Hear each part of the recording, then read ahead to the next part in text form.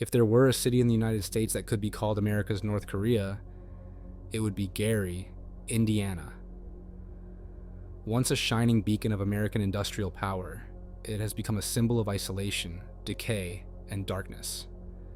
This is a story of how a city rose, fell, and became a haunting reminder of the fragility of greatness. At the beginning of the 20th century, Gary was born out of steel. It was the year 1906, and U.S. Steel founded Gary to fuel America's growing industrial might. Like Pyongyang was built as the model city for North Korea, Gary was the perfect industrial city. Planned, constructed, and designed to serve a singular purpose: steel production. The steel industry was booming, and Gary quickly became one of the most important cities in the country. At its peak, it housed more than 200,000 people. And it wasn't just an industrial center, but a cultural one as well. The steel mills were its lifeblood, pumping prosperity into the city and creating jobs, opportunities, and wealth.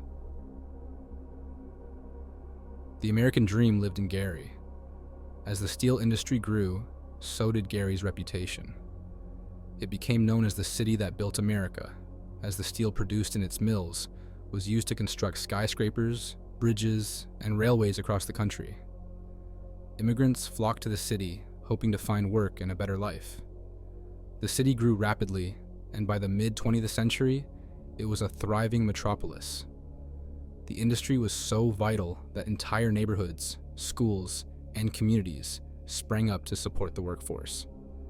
The iconic downtown theaters, schools, and churches were bustling with life. But beneath the surface, something else was brewing. Steel towns are built on the backs of workers, and as the city grew, so did tensions.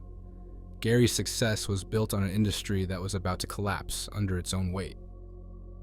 By the 1970s, America's industrial heart began to falter. Global competition, technological changes, and poor management led to a rapid decline in steel production. And just as quickly as Gary rose, it began to fall. The once booming steel mills began to close, unable to compete with cheaper overseas labor. Tens of thousands of jobs were lost, and the economic lifeblood of the city was severed. Factories that once roared with life were now silent. Entire neighborhoods were abandoned as families left in search of work elsewhere. Gary's population plummeted from over 200,000 to less than 70,000 today. With the loss of industry came the loss of hope. The city's infrastructure began to decay. Homes were abandoned, schools shut down, businesses closed. Streets that were once filled with cars and bustling with activity became desolate. And in the empty spaces where life once thrived, crime began to fester. Gary's decline into isolation became eerily reminiscent of North Korea's own story. A nation once filled with promise, now a ghost of its former self. Like North Korea, Gary seemed cut off from the rest of the world. The buildings stood like monuments to a lost era, slowly crumbling into dust. Its isolation was not just economic, but psychological, as the city became a place people forgot. Gary today stands isolated, not geographically, but economically, politically, and socially. It is a city trapped in time, much like North Korea, where modern life seems to pass it by.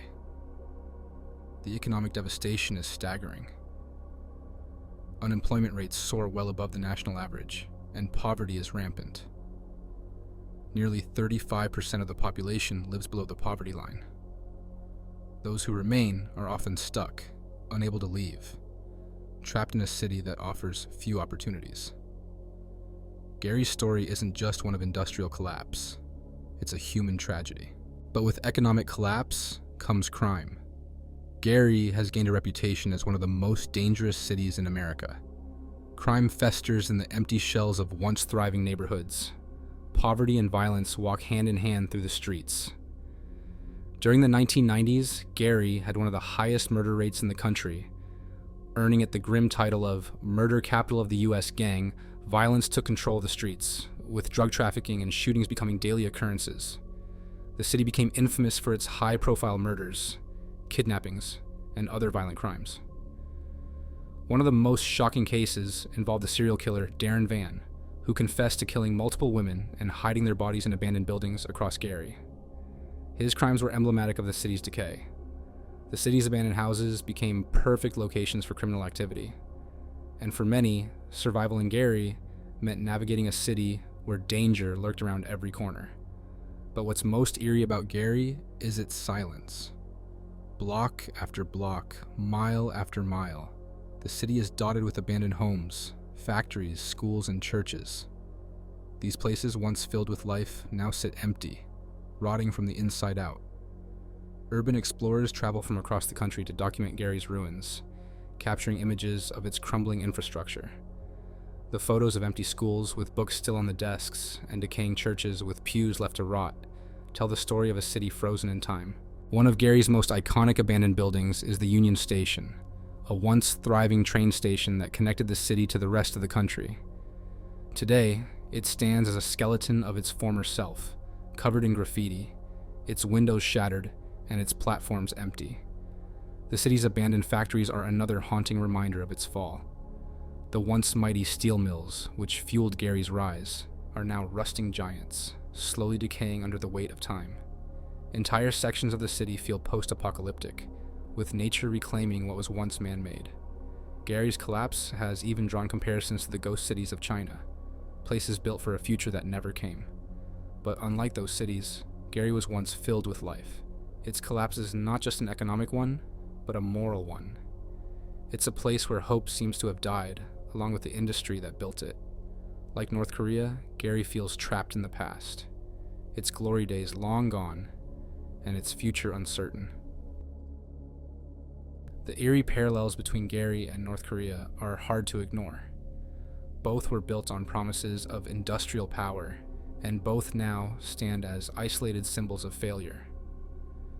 While North Korea's isolation is self-imposed, Gary's is a result of neglect and abandonment. Yet the outcome is strikingly similar. In both places, people are left to survive in the shadows of what was once greatness. In both places, the infrastructure of the past stands as a haunting reminder of what could have been. But Gary's story isn't just one of abandonment. It's also one of resilience. Despite the odds, there are people who still call Gary home.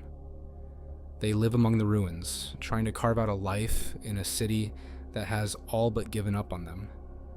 These are the people who have stayed, who have fought to survive in the face of overwhelming adversity. Their stories are ones of grit and determination, even as the city crumbles around them. For those who remain in Gary, life is a daily struggle. Schools are underfunded, healthcare is limited, and opportunities are few and far between.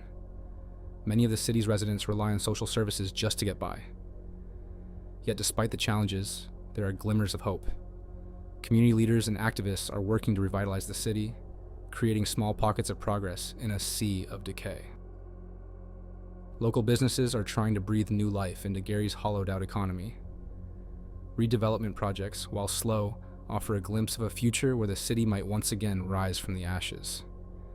One of the most hopeful signs is the Gary Chicago International Airport, which has been undergoing expansion in recent years. While it's far from being the economic savior the city desperately needs, it represents a step in the right direction. There are also efforts to repurpose Gary's abandoned buildings, turning them into spaces for art, culture, and small business. But for every step forward, there are 2 steps back.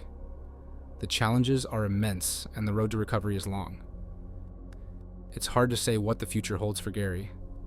Will it continue to crumble, or will it find a way to reinvent itself? Only time will tell. But for now, Gary stands as a cautionary tale, a city that rose to greatness and fell into isolation, a place where the American dream turned into a nightmare. Gary, Indiana, America's North Korea. A city that stands as a reminder of how quickly greatness can turn into isolation, how a booming industry can fall into ruin, and how even in the darkest places, hope can still flicker in the shadows.